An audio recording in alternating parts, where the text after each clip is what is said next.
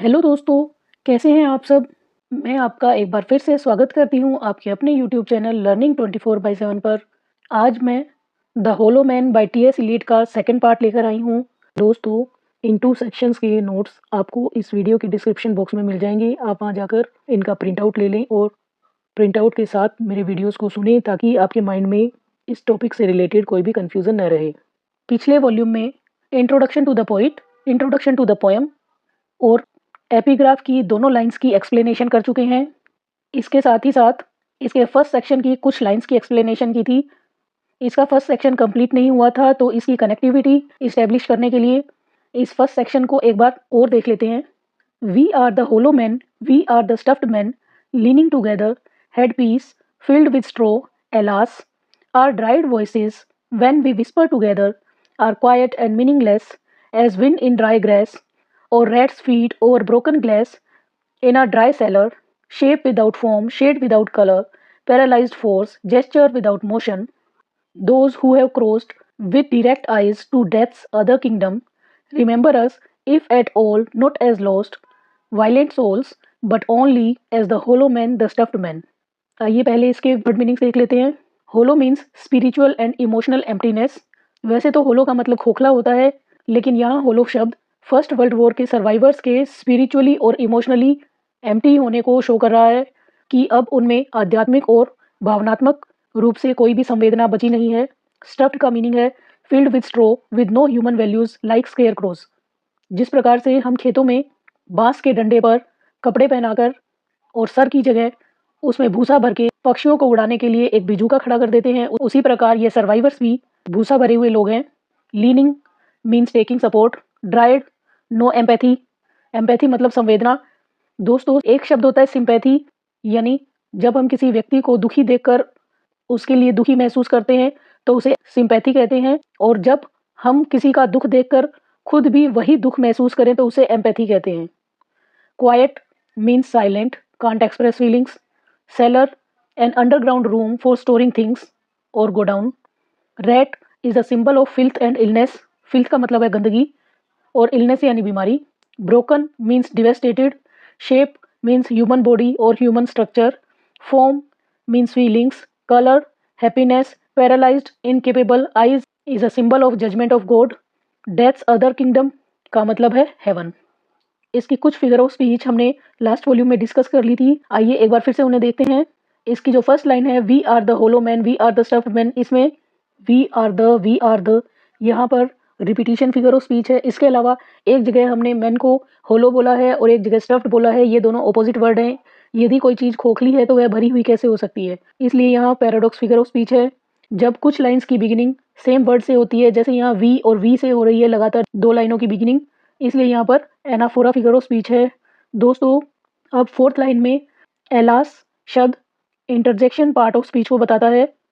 अब इस लाइन में आर क्वाइट एंड मीनिंगलेस, कोई भी चीज़ या तो क्वाइट यानी शांत होगी, और यदि वो शांत है तो वह बेमतलब की अर्थहीन कैसे हो सकती है। जब कोई बात बोली जाएगी तभी वह अर्थहीन हो सकती है, तो इसलिए यहाँ पैराडॉक्स फिगर ऑफ स्पीच है।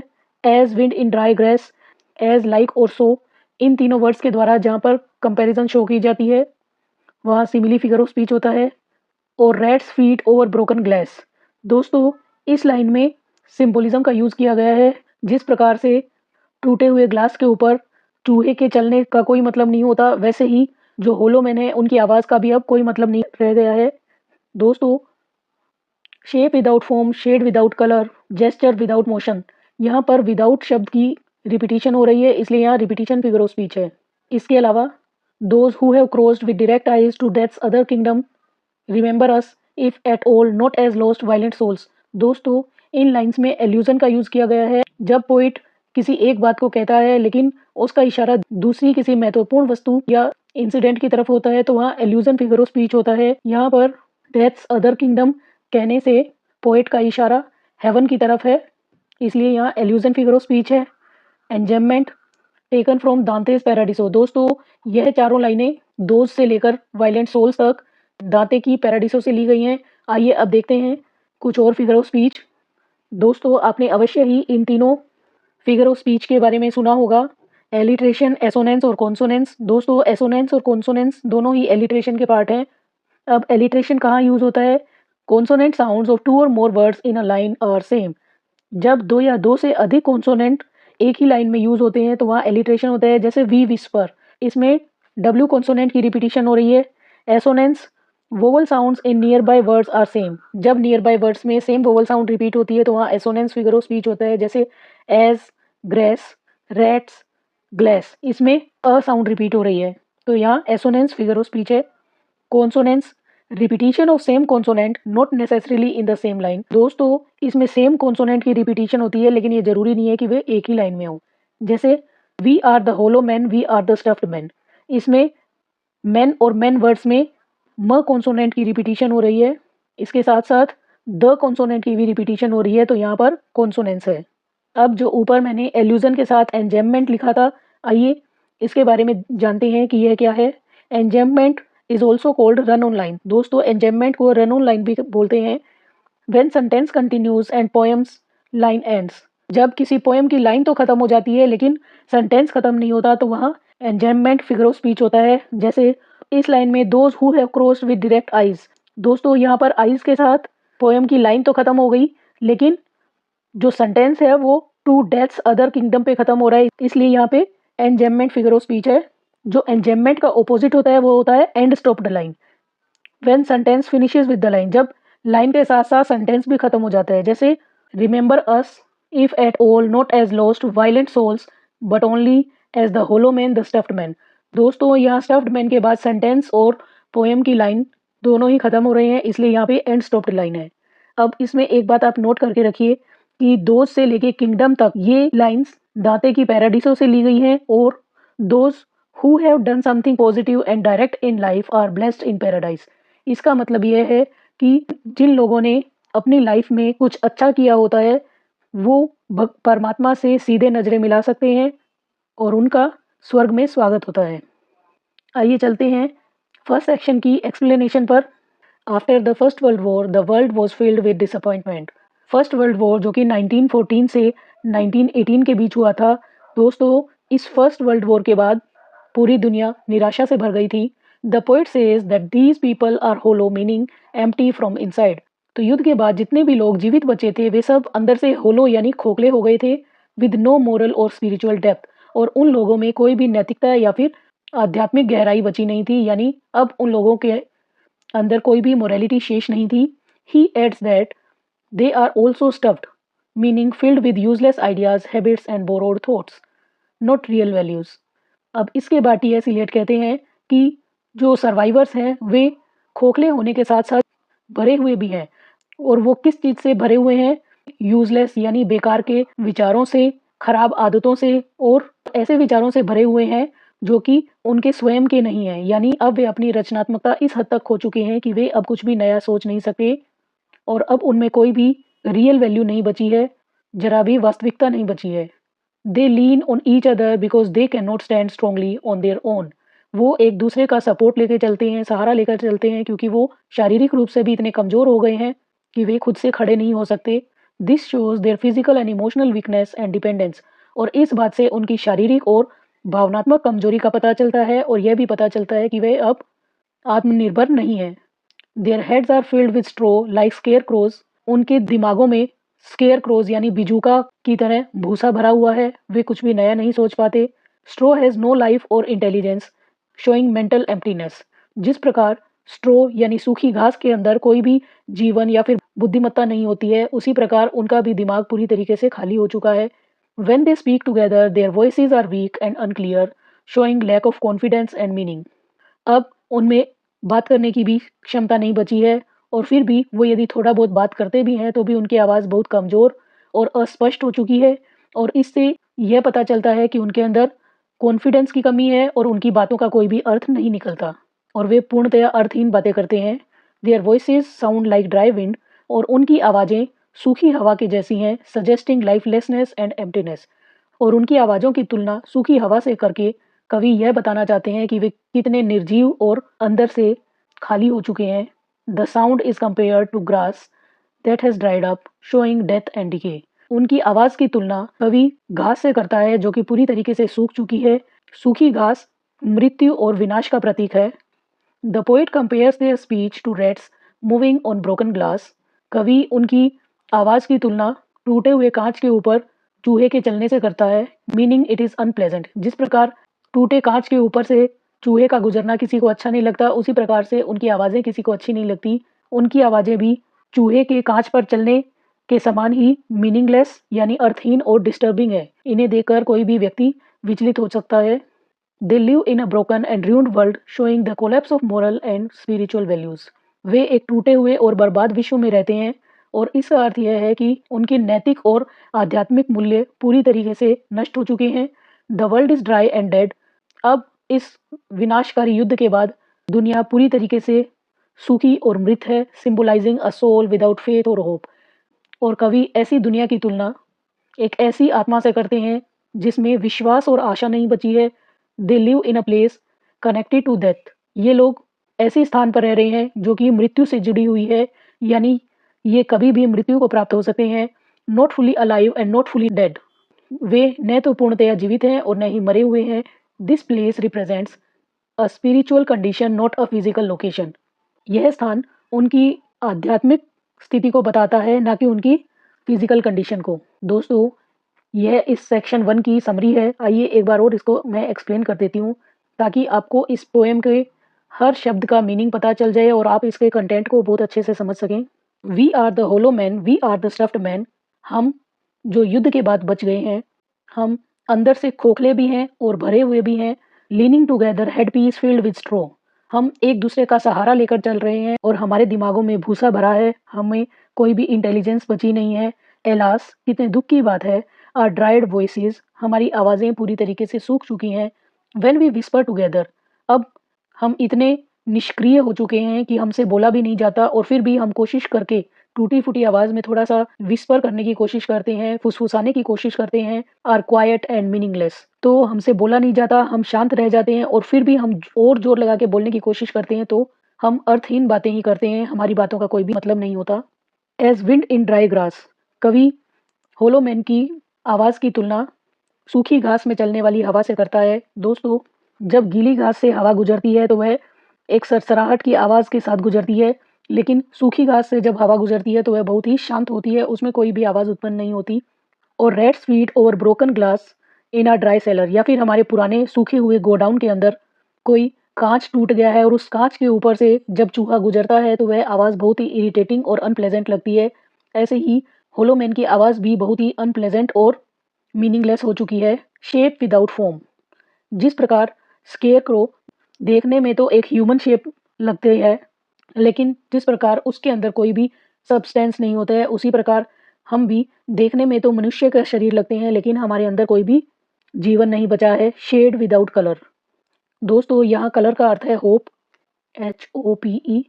जिस प्रकार जीवन में आशा के न रहने से जीवन पूरी तरीके से निरर्थक हो जाता है, उसी प्रकार होलो मैन के जीवन में भी अब कोई भी आशा नहीं बची है, रे ऑफ होप नहीं बची है, आशा की किरण नहीं बची है। पैरालाइज्ड फोर्स, और जो हमारा ताकत है ऐसा लगता है कि वह भी हैंडीकैप्ड हो चुकी है, अपाहिज हो चुकी है। जेस्चर विदाउट मोशन, और जब हम कुछ एक्सप्रेस करने की कोशिश करते हैं तो हम खुद को अच्छे से एक्सप्रेस भी नहीं कर पाते। हम कुछ जेस्चर यानी कुछ काम करने की कोशिश करते हैं तो भी हमसे चला नहीं जाता और हम इतने कमज़ोर हो चुके हैं। दोस्तों, यहाँ वी का मतलब है होलो मैन, यानी जितने भी युद्ध से बचे हुए सर्वाइवर्स हैं वे सभी खोखले लोग हैं। कवि स्वयं को भी इन खोखले लोगों में शामिल करता है। Those who have crossed with direct eyes to death's other kingdom. जिस प्रकार हिंदू माइथोलॉजी में मरने के बाद मनुष्य को वैतरणी नदी पार करनी होती है, उसी प्रकार टी.एस. इलियट कहते हैं कि जिन लोगों ने अपने जीवन में अच्छे कर्म किए हैं वे परमात्मा की आंखों में सीधा देख पाते हैं, परमात्मा से नज़रें मिला सकते हैं और डेथ्स अदर किंगडम यानी वे हेवन में पहुंच जाते हैं। Remember us if at all not as lost violent souls. कवि कहते हैं कि हम होलो मैन को यदि अब आप याद रखना भी चाहें तो हमें लोस्ट या फिर वायलेंट सोल्स की तरह याद मत रखना। लोस्ट यानी ऐसे लोग जिनमें से जीवन गुम हो चुका है, जो सब कुछ भूल चुके हैं, या फिर वायलेंट सोल्स जो युद्ध के बाद अब बहुत ज़्यादा वायलेंट हो चुके हैं, ऐसे लोगों की तरह हमें याद मत करना। But only as the hollow man the stuffed man. हमें केवल होलो मैन यानी खोखले लोगों की तरह याद रखना कि हम बहुत ही खोखले लोग थे और हमारे अंदर भूसा भरा हुआ था। तो आइए शुरू करते हैं इसके सेकंड सेक्शन की explanation. Eyes I dare not meet in dreams in death's dream kingdom, these do not appear there. The eyes are sunlight on a broken column. दोस्तों, the eyes are sunlight on a broken column में metaphor figure of speech का use किया गया है, क्योंकि यहाँ eyes की comparison एक टूटे हुए खंभे के ऊपर पड़ने वाली सनलाइट से की गई है। There is a tree swinging and voices are in the wind singing. यहाँ स्विंगिंग और सिंगिंग में राइमिंग स्कीम इस्टेब्लिश करने की कोशिश की गई है। More distant and more solemn than a fading star, let me be no nearer in death's dream kingdom, let me also wear such deliberate disguises, rat's coat, crow skin, crossed staves, in a field behaving as the wind behaves, no nearer. Note that final meeting in the twilight kingdom. आइए अब इसके word meanings देख लेते हैं। कोलम का अर्थ है architecture and civilization of Greeks and Roman in Europe. Sunlight hope, solemn serious, fading star diminishing hope, deliberate planned और नोइंगली यानी जानबूझकर, rat's coat is a symbol of disease, crow skin death and decay, staves hollow poles या फिर सरकंडे जिनको हम बोलते हैं, twilight the time of dusk and dawn जो गोधूली की वेला होती है, सूर्योदय और सूर्यास्त के समय को ट्वाइलाइट बोलते हैं, crossed स्टाव refers to scarecrows. Explanation: They say that eyes do not appear there. होलोमैन कहते हैं कि जहाँ वे होलोमैन रहते हैं वहाँ पे आइज यानी भगवान की आंखें, भगवान का न्याय दिखाई नहीं देता। Eyes represent truth, judgement and awareness. दोस्तों यहाँ जजमेंट की स्पेलिंग सही कर लेना, JUDGEMENT, जी के बाद ई ऐड कर लेना। आइज सच्चाई, भगवान के न्याय और जागरूकता को प्रदर्शित करती हैं। This means they are protected from judgement because they are spiritually blind. वे भगवान की जजमेंट से बच जाते हैं क्योंकि वह आध्यात्मिक रूप से अंधे हैं। They fear eyes because eyes force people to face truth. वे भगवान की आंखों से डरते हैं, न्याय से डरते हैं, क्योंकि भगवान की आंखें उन्हें सच्चाई का सामना करने के लिए बाध्य करती हैं। They wish that eyes remain distant, showing their desire to escape responsibility. वे प्रार्थना करते हैं कि भगवान की आंखें उनसे दूर रहें और यह बात उनकी जिम्मेदारियों से भागने की इच्छा को दिखाती है। इसका अर्थ यह है कि होलोमैन भगवान का सामना नहीं करना चाहते, क्योंकि उन्हें पता है उन्होंने कितने गलत काम किए हैं। स्पिरिचुअली वे इतने ब्लाइंड हो चुके हैं कि वे भगवान से डरने लगे हैं, वे अपनी जिम्मेदारियों से भागते हैं। They imagine another world where eyes shine like stars, symbolizing divine judgement और कोड। होलोमैन किसी ऐसे विश्व की कल्पना करते हैं जहाँ पे भगवान की आंखें सितारों की तरह चमकती हैं। भगवान की आंखें दैवीय न्याय अथवा गॉड का प्रतीक हैं। They fear facing that divine truth, वे भगवान की सच्चाई का सामना करने से डरते हैं। They hope hide themselves in disguises, showing guilt and fear, वे खुद को किसी वेश में छुपा लेना चाहते हैं। खुद को भगवान की नज़रों से छुपाने का अर्थ है कि उनके मन में गिल्ट यानी आत्मग्लानि और डर है। They compare themselves to scarecrows again, emphasizing emptiness, वे एक बार फिर से अपनी तुलना स्केयर क्रोज यानी बिजुका से करते हैं और यह एम्प्टीनेस यानी खालीपन का प्रतीक है। They want to avoid facing reality and judgement, वे वास्तविकता और भगवान के न्याय का सामना करने से डरते हैं। आइए अब चलते हैं सेकंड सेक्शन के वर्ड टू वर्ड एक्सप्लेनेशन पर। Eyes I dare not meet in dreams in death's dream kingdom. दोस्तों, जो इसका फर्स्ट सेक्शन था उसमें पोइट ने वी वर्ड यूज़ किया था, जो कि पर्सनल प्रोनाउन प्लूरल है, और यहाँ पे पोइट ने आई का स्पेसिफिक यूज़ किया है। यहाँ पोइट कहते हैं कि मैं भगवान के न्याय को सपने में देखने की भी हिम्मत नहीं करता। In death's dream kingdom these do not appear, और डेथ के ड्रीम किंगडम यानी मृत्यु भी जिसके सपने लेती है उस स्वर्ग में ये आंखें दिखाई नहीं देती। There the eyes are sunlight on a broken column. दोस्तों, यहाँ ग्रीक और रोमन सिविलाइजेशन जो अब पूरी तरीके से तहस नहस हो चुकी है उसकी तुलना एक टूटे हुए पिलर से की गई है, और भगवान की आंखों की तुलना उस टूटे हुए पिलर के ऊपर पड़ने वाली सनलाइट से की गई है। यहाँ पोइट कहते हैं there is a tree swinging and voices are in the words singing, more distant and more solemn than a fading star. वहाँ पर पेड़ झूमते हुए प्रतीत होते हैं, और पेड़ों के पत्तों के बीच से जब हवा गुजरती है तो ऐसा लगता है कि हवा गाना गा रही है। होलोमैन की आवाज़ें वहाँ बहुत दूर से आती हुई प्रतीत होती हैं, और वे आवाज़ें इतनी सोलेम, इतनी सीरियस हैं, इतनी गंभीर आवाज़ें हैं, जैसे कि कोई डिमिनिशिंग स्टार। डिमिनिशिंग स्टार का मतलब ये है कि कोई तारा जब अपनी चमक लगातार खोता चला जाता है तो हमें ऐसा लगता है कि वह तारा हमसे बहुत दूर जाता जा रहा है। इसी प्रकार होलोमैन की आवाज़ें पैराडाइज में सुनाई नहीं देती। Let me be no nearer in death's dream kingdom, let me also wear such deliberate disguises. यहाँ पोइट कहते हैं कि मुझे उस स्वर्ग के पास नहीं जाना, मैं भी अपनी इच्छा से ऐसा वेश धारण करना चाहता हूँ जैसे चूहे की skin, crossed stars in a field behaving as the wind behaves. दोस्तों, यहाँ कवि कहना चाहते हैं कि मैं चूहे के कोट यानी बीमारी, क्रो स्किन कौवे की स्किन यानी डेथ और डिके, तथा एक खेत में खड़े हुए बिजुका की तरह भगवान की आँखों से छुपना चाहता हूँ। मैं इनका वेश धारण करना चाहता हूँ ताकि मुझे भगवान की आँखें दिखाई ना दें। जिस प्रकार बीजू का जिस तरफ हवा चलती है उसी तरफ घूम जाता है, उसी प्रकार मैं भी फर्स्ट वर्ल्ड वॉर के बाद जो माहौल है उसमें ही पूरी तरीके से ढल गया हूँ। अब मेरे अंदर भी कोई स्पिरिचुअल अवेयरनेस बाकी नहीं है। No nearer, not that final meeting in the twilight kingdom. मैं भगवान के नज़दीक ज़रा भी जाना नहीं चाहता। इन द ट्वाइलाइट किंगडम, दोस्तों यहाँ ट्वाइलाइट किंगडम का अर्थ है पैराडाइज़, हेवन। यहाँ तक कि मैं भगवान की जजमेंट से इतना डर चुका हूँ कि अब मैं स्वर्ग में जाने के लिए होने वाली अपनी फाइनल मीटिंग भी नहीं चाहता। दोस्तों इसका अर्थ यह है कि डूम्सडे के दिन, कयामत के दिन भगवान स्वयं अपनी अंतिम मीटिंग में मनुष्यों को स्वर्ग या नर्क भेजते हैं कि इस डर से कि कहीं उन्हें भगवान की नज़रों का सामना न करना पड़ जाए, वे स्वर्ग को भी त्यागना चाहते हैं। वे किसी भी वजह से भगवान का सामना नहीं करना चाहते। तो दोस्तों यह थी सेकंड सेक्शन की word to word, line to line explanation with its word meanings and figure of speech. तो आज के लिए इतना ही। मिलते हैं इसके नेक्स्ट पार्ट में। आई होप आपको यह एक्सप्लेनेशन पसंद आई होगी, और आपको यदि यह एक्सप्लेनेशन पसंद आई है तो प्लीज़ मेरे वीडियोज़ को लाइक करें, इन पे कमेंट करें, इन्हें शेयर करें ताकि ज़्यादा से ज़्यादा लोगों को इस चैनल का बेनिफिट मिले और मुझे भी और अच्छा काम करने के लिए प्रोत्साहन मिले। तो आज के लिए इतना ही। Keep supporting me. Thanks for watching. Bye bye.